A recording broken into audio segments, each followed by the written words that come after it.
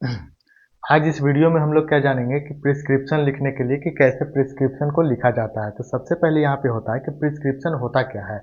तो प्रिस्क्रिप्शन वो written format होता है जिसमें कि डॉक्टर लिखता है फार्मासिस्ट को क्या करने के लिए, ड्रग को डिस्पेंस करने के लिए या फिर मेडिसिन को डिस्पेंस करने के लिए।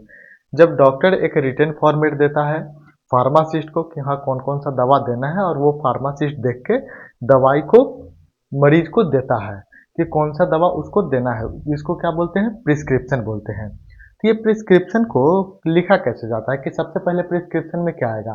तो प्रिस्क्रिप्शन में सबसे पहले आता है डॉक्टर का जो डिटेल होता है वो आता है कि डॉक्टर का डिटेल क्या है। तो यहाँ पे जैसे देख लीजिए कि नाम हो गया डॉक्टर प्रीतम, रज कहाँ से पढ़ा है कि कौन सा कॉलेज से वो पढ़ा है, केजीएस से। रजिस्ट्रेशन नंबर उसका क्या है कि उसका रजिस्ट्रेशन नंबर क्या है, और डेट की कौन सा डेट को वो देख रहा है।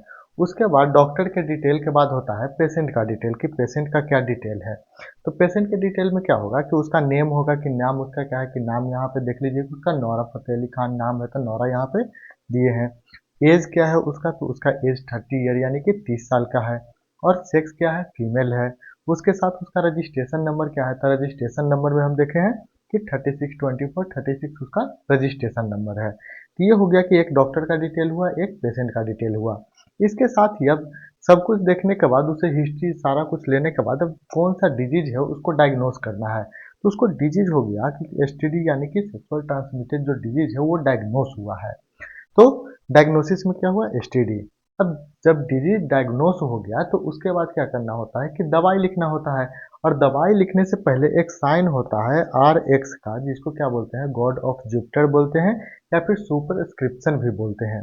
तो जिसका फॉर्मेट होता है आर एक्स, यानी कि हम तो दवाई लिख रहे हैं अपने अनुसार, जो भी मेरा अनुभव है वो बिल्कुल 100% हम आपको दवाई लिख रहे हैं ताकि ये दवा आपको सेट कर जाए। भगवान से हम यही प्रार्थना करते हैं। इसका मतलब ये होता है, इतना लंबा चौड़ा।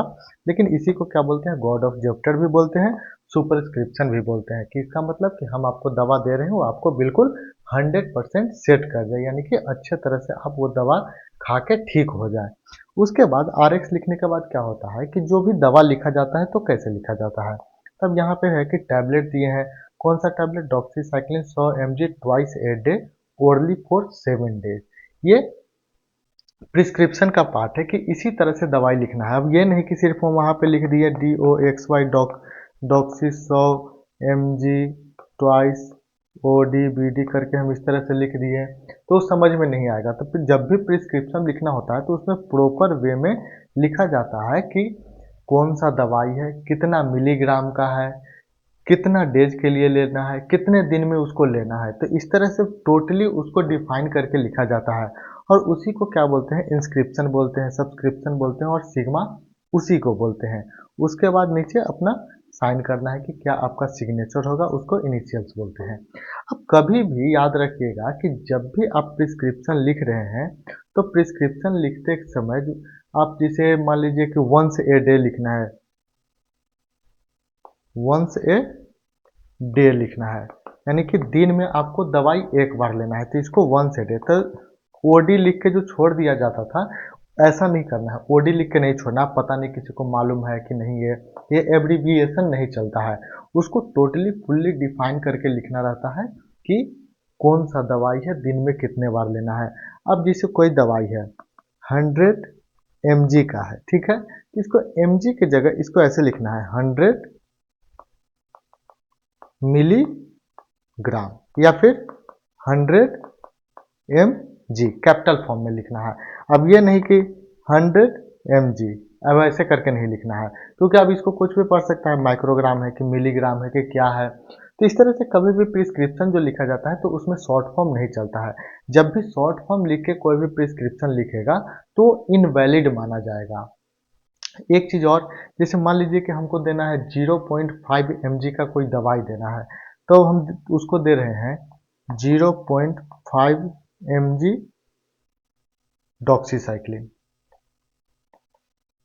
डॉक्सीसाइक्लिन। तब 0.5 mg, अब मान लीजिए कि गलती से ये जीरो के बगल में जो पॉइंट लगा हुआ है ये मिटर गया, तो ये क्या हो गया, 5 मिलीग्राम हो गया। अब जो डिस्पेंसिंग वाला जो फार्मासिस्ट रहेगा क्या करेगा, अब 5 मिलीग्राम देख के वो दवा दे देगा। तो यहाँ पे जो डॉट होता है इसको ऐसे नहीं, उसको सीधे सीधे लिखना है 0.5 मिलीग्राम। ठीक है, इस तरह से बढ़िया से डॉट दे के अच्छे से उसको लिखना है। मतलब कि जब भी डॉट देना है तो आगे 0 जरूर लगाना है, ये नहीं कि 0.5 मिलीग्राम ऐसे लिख के नहीं छोड़ना है, ये भी एक इनवैलिड प्रिस्क्रिप्शन होता है। तो प्रिस्क्रिप्शन में ये सारा चीज़ का ध्यान देना पड़ता है। तो इसी तरह से प्रिस्क्रिप्शन को लिखा जाता है। तो ये था प्रिस्क्रिप्शन के बारे में कि किस तरह से प्रिस्क्रिप्शन लिखा जाता है, प्रिस्क्रिप्शन का क्या फॉर्मेट होता है।